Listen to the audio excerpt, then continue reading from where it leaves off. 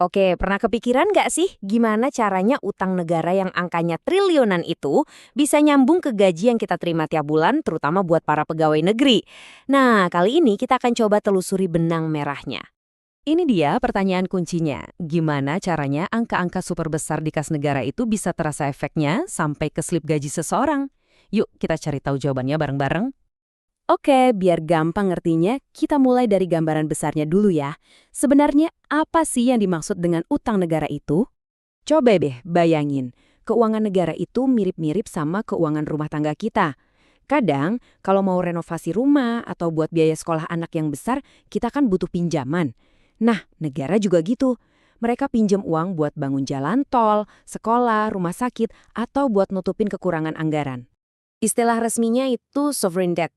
Gampangnya, ini tuh total semua pinjaman yang pernah dibuat pemerintah buat menjalankan negara. Soalnya, kadang pendapatan dari pajak dan sumber lainnya itu ya nggak cukup buat semua kebutuhan. Dan cara negara meminjam itu ternyata macam-macam loh. Nggak cuma dari satu sumber, ada yang dari dalam negeri, misalnya lewat penjualan surat utang ke warganya sendiri. Ada juga yang dari luar negeri, belum lagi pinjaman langsung dari BUMN atau lembaga internasional kayak Bank Dunia dan IMF. Oke, kita udah tahu negara berutang dari mana aja. Sekarang mari kita lihat akibatnya. Utang yang numpuk itu kan harus dibayar. Nah, disinilah muncul tekanan yang lumayan besar buat anggaran belanja negara kita. Gini deh analoginya, bayar cicilan dan bunga utang itu jadi prioritas. Artinya, pemerintah harus pinter-pinter atur duit dan seringkali ya terpaksa harus mengencangkan ikat pinggang buat pengeluaran-pengeluaran lainnya. Terus, mengencangkan ikat pinggang versi pemerintah itu gimana?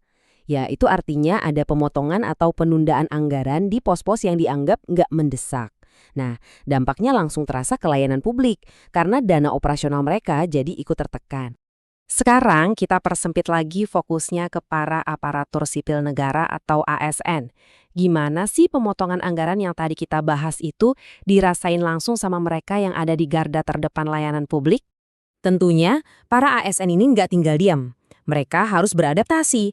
Caranya macam-macam, mulai dari pakai sistem digital buat hemat biaya, puter otak biar kerjaan tetap maksimal dengan dana minim, ikut pelatihan biar makin jago, sampai kerja bareng antar instansi buat saling bantu.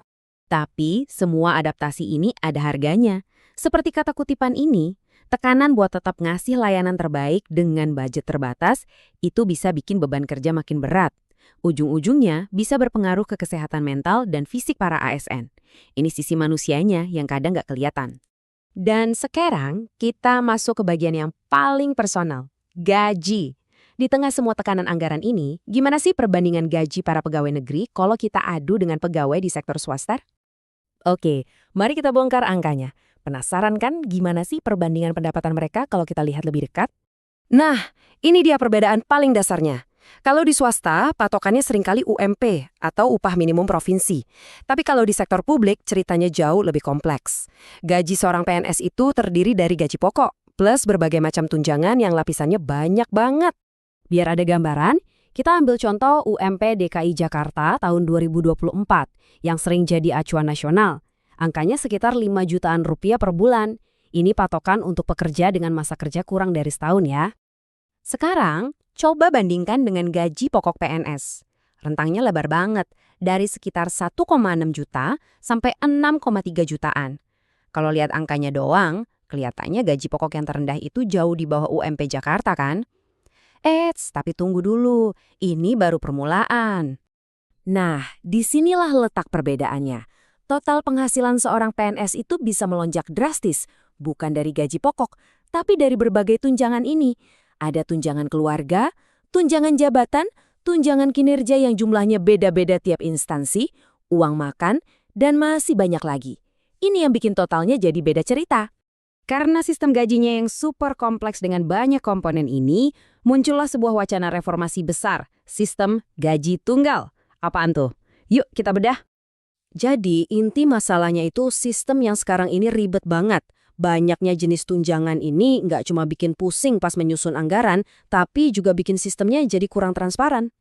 Nah, sebagai jawaban dari kerumitan ini, muncullah usulan yang disebut sistem gaji tunggal atau single salary system. Idenya simple, gabungin semua komponen yang rumit itu jadi satu angka gaji yang jelas. Terus, apa untungnya? Menurut para ahli, sistem ini bisa ningkatin kesejahteraan ASN. Karena gaji pokok yang lebih tinggi otomatis bikin dana pensiun juga lebih besar. Selain itu, birokrasi jadi lebih simpel, motivasi kerja bisa naik, dan bahkan bisa mengurangi celah untuk korupsi. Ide ini sebenarnya bukan hal baru loh. Udah diwacanakan sejak lama, sekitar tahun 2015 dan baru-baru ini diangkat lagi. Cuma, ya gitu, menerapkannya itu nggak segampang omongannya, butuh persiapan aturan yang sangat matang. Jadi, kita kembali lagi ke pertanyaan besar yang menghubungkan semuanya. Dari utang negara yang menekan anggaran, sampai ke cara ASN beradaptasi dan sistem gaji mereka yang rumit. Kira-kira, apakah dengan menyederhanakan sistem gaji ini bisa jadi kunci untuk menciptakan birokrasi yang lebih baik, lebih sejahtera, dan lebih efisien? Sebuah pertanyaan menarik untuk kita pikirkan bersama.